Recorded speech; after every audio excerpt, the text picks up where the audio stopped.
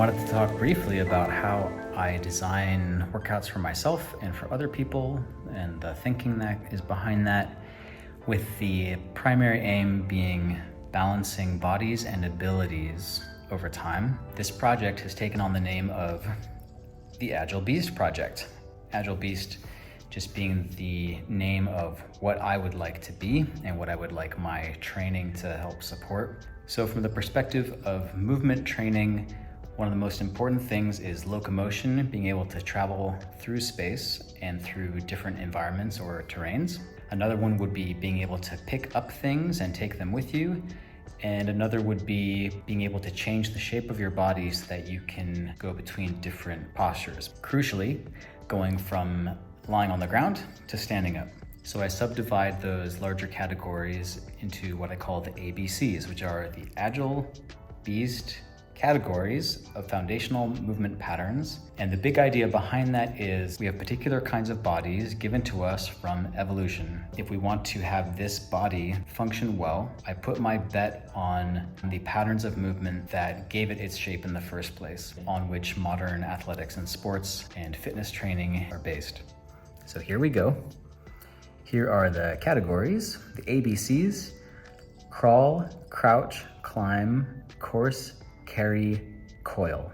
And I maintain that almost all human movement disciplines can be boiled down to these components, and that we could train these components and combine them to be very athletic, to have great function and to age gracefully. So first we have crawling. Crawling is this basic but also essential ability, and over time this is an ability that a lot of people lose because they just don't spend that much time on the floor. In a fitness context, exercises like push-ups and planks and mountain climbers, we could say, come from the crawling category and could also be modified or updated to be more similar to crawling. Usually that means traveling through space or having asymmetrical cycling patterns.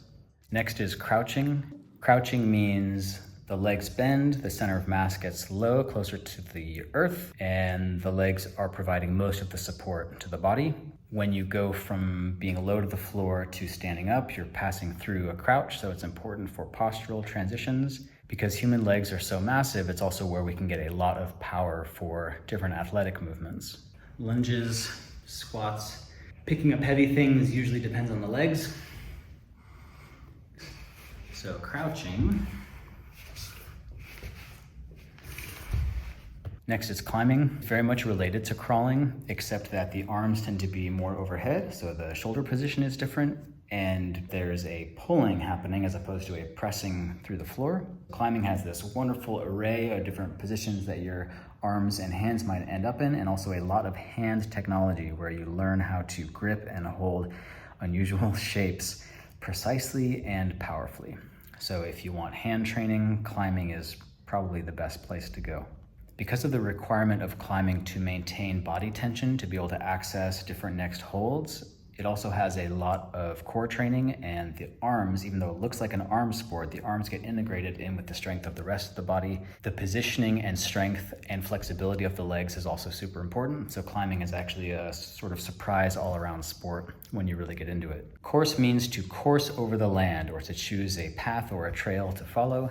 For humans, the default is walking and then running. So coursing is foot-based. In a modern fitness context, it gets called cardio or aerobics. So we have some kind of continuous movement, which has a high demand for the heart and lungs to distribute oxygen throughout the body. Given that it's foot-based, coursing should also include training for the feet themselves. I think this is mostly overlooked. Some dancers and martial artists are keen to this and will go ahead and train their feet, but it's something that is finally coming into the West. There's other ways to course, like riding a bike or skipping rope. I mean, how many sports are based on coursing, right? Walking being the most important one for getting through the world and for healthy aging. So we should walk a lot, and we should do so in a way in which our feet can move. So not super tight shoes, and spending time barefoot, or at least just in socks. As an addition to coursing, you could pick something up and bring it with you. So weightlifting gets covered by the carry category, either traveling through space or through an environment, or just picking it up and putting it back down. And of course, the heavier the object gets, the less time you can spend with it, and we just get into straight up lifting and weightlifting. If you imagine humans evolving over all of our years here on planet Earth, being able to carry something is how you could gather resources, and then eventually how you could bring them with you and be a nomadic group. And then with static or stationary communities, how you could bring resources back to that community and build things up. And that brings us to coil. Throwing,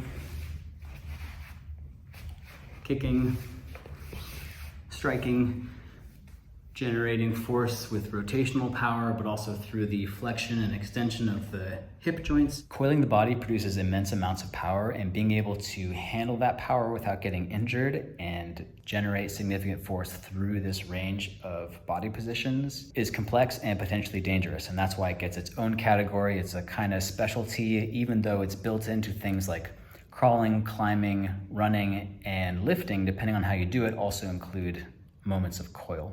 Finally, there's a category or concept called collectives. You might climb and course and carry and crouch when you're doing a mountaineering. So when you're hiking somewhere with your gear and then you climb up something, and it involves lots of postural change and you have to bring things up with you as your sport. Part of the idea with these categories is that you could take a sport and you could say, okay, what does this sport include? Like American football, where you are coiling as you're throwing and sprinting and shoving people, coursing because you're running, crouching because it's an essential place to drive power from, and carrying when you have moments of players actually picking each other up for at least a few feet before they set them down unceremoniously somewhere else. If you're working with clients and designing workouts for other people or designing movement classes, then you could also use these categories to create a week or a month of programming, or within one class you might pick, say, 3 of these categories to focus on, and then you just develop ability within that category. And personally, for my week of movement training, I try to go through all these categories and make sure that I'm practicing all of them once or twice. And sometimes it's in these combination workouts, or sometimes it's through a collective like contact improvisation, probably one of my favorite collectives, that could include all of these categories in it from one moment to the next.